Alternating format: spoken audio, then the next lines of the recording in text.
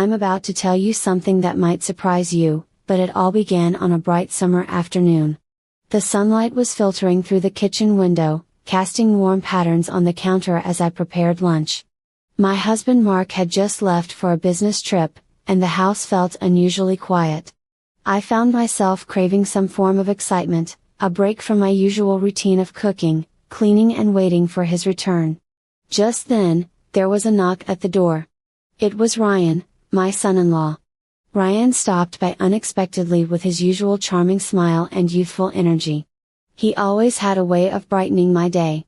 Ryan had been married to my daughter Lily for a few years. I adored him as part of the family, but there was a spark in his eyes that sometimes made me feel a little flustered. "Hey, I hope I'm not interrupting anything," he said. Stepping into the kitchen, I was greeted by the aroma of fresh bread. I motioned towards the table, indicating that he should join me. In truth, I was just preparing lunch, but he helped me slice vegetables. We chatted easily as we reminisced about family gatherings, joked about my cooking skills, and shared stories. We had a good laugh, but there was still a bit of a tension between us. It was like there was something we didn't say. After we'd finished preparing lunch, Ryan was a bit hesitant. He glanced towards the bathroom and said, "Can I ask you something a bit unusual?" He was really quite serious, so I was curious to know what it was. I raised an eyebrow, curious about what he was thinking. "I've been thinking about a small renovation project," he explained, his cheeks flushing slightly. "I need to install a shelf in the bathroom, but I'm not sure how to measure it properly. Would you mind helping me?" His request was unexpected, and a mix of surprise and intrigue washed over me. "What kind of help do you need?" I asked, trying to keep my tone light, though I felt my heart race at the thought of being alone with him in such an intimate space. Ryan's expression turned serious. "I just thought it would be easier with the second set of eyes. The bathroom's a bit cramped, and I'd love your opinion on where to place it." A small part of me felt exhilarated by the idea of working together on something so personal made me hesitate for a moment, but I was excited to break away from my usual routine. I said, "Let's do it," unable to suppress a smile as we walked toward the bathroom. My mind was a mix of excitement and apprehension. I told myself it was just a home improvement project, but it felt more than that. Stepping into that small space with Ryan felt loaded with unspoken possibilities. Once inside, I took in the familiar surroundings, the pastel tiles, the floral shower curtain, and the way the light bounced off the mirrors. Ryan pointed to the wall where he envisioned the shelf. I stepped closer, assessing the area while trying to ignore that my stomach was doing flips as I helped him measure. Our arms brushed against each other, sending a jolt of electricity through me. "Do you think Mark would like this idea?" Ryan asked, his tone slightly teasing. I sensed something deeper in his gaze. "Maybe," I replied, trying to keep my composure. "He tends to prefer things more traditional," Ryan chuckled. He looked at me and our eyes met for a moment longer than usual. It was a fleeting moment that felt heavy with meaning. "I just think you have such a great eye for design," he said. His voice dropped slightly, and I felt a warmth come over me. Was it the thrill of attention, or was there something more? Just then, I heard the sound of I suddenly realized that Mark was home. My heart started racing. Ryan looked at me with realization in his eyes and we both stepped back. The moment passed as quickly as a wisp of smoke. I rushed to gather the measuring tape and tools. I felt my heart racing not just from the sudden interruption, but from the charged atmosphere between Ryan and me. I forced a smile as Mark entered the house carrying a briefcase and a cheerful demeanor that felt worlds apart from the moment we had just shared. "Hey, I'm back," Mark called out, his voice echoing through the kitchen. He set his things down and approached, wrapping an arm around me. I looked at Ryan, who was standing around my shoulders. "What are you two up to?" I asked. "Just discussing some bathroom ideas," he replied. His tone was casual, but I could see the flicker of tension in his eyes. We quickly transitioned into small talk, but I couldn't shake the feeling of what had almost happened as we sat down for dinner. I stole glances at Ryan, who seemed engaged.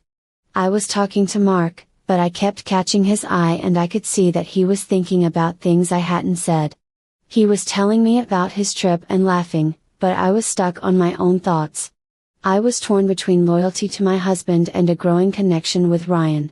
After dinner, as we were clearing the table, Ryan stayed behind and I could feel the weight of his presence.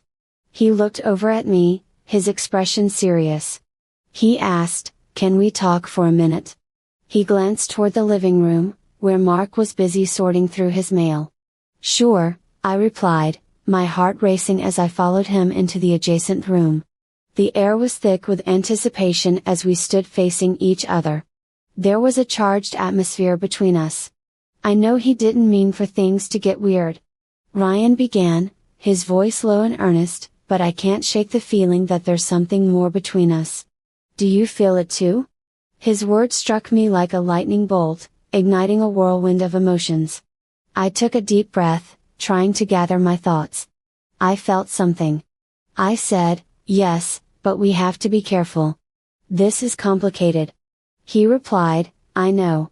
We should be careful. But I can't help but wonder if we're missing out on something amazing. By ignoring it, I feel a mix of exhilaration and dread. The reality of our relationship looms large. He is my son. And I had to consider the law and my loyalty to Mark, but there was no denying the thrill of the moment. "What do you suggest we do?" I asked, my pulse quickening. Ryan paused, contemplating. "Maybe we just take it one day at a time. We don't have to rush into anything, but I think we should acknowledge what's happening between us." The tension hung heavy in the air, and I felt a pull toward him. It was a magnetic force that was both thrilling and terrifying. I finally said, deciding to embrace the moment while still keeping a level head. "But we need to be discreet, of course." He agreed, a hint of relief washing over his face. We shared a moment of understanding, our silent agreement settling around us like a delicate veil as we stepped back into the kitchen. I felt a mix of excitement and apprehension. Mark was still busy with his mail, completely oblivious to the emotions swirling just beneath the surface. I helped Ryan gather his things, and as he turned to leave, he looked back at me with a smile that held a promise, "Let's keep this between us." I said, and he nodded, understanding what this meant for us. "See you soon," he said, his eyes lingering on me before he stepped out the door. Mark returned to his routine, sharing stories from his trip and making sure everything was in its place. But I found myself preoccupied, caught between the warmth of my marriage and the thrill of the new territory I'd ventured into with Ryan. Every time the doorbell rang, my heart would leap, half expecting it to be him. I felt alive in a way I hadn't in years, but it came with a constant feeling of anxiety. I was acutely aware that our relationship was a delicate balance, and any misstep could lead to chaos. One wrong move could spell disaster. Ryan kept coming by often saying he was helping with chores. Each time we met, there was a lot of tension.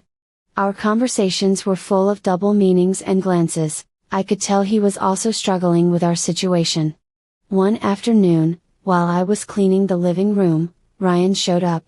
I opened the door, and when our eyes met, I felt excited and nervous.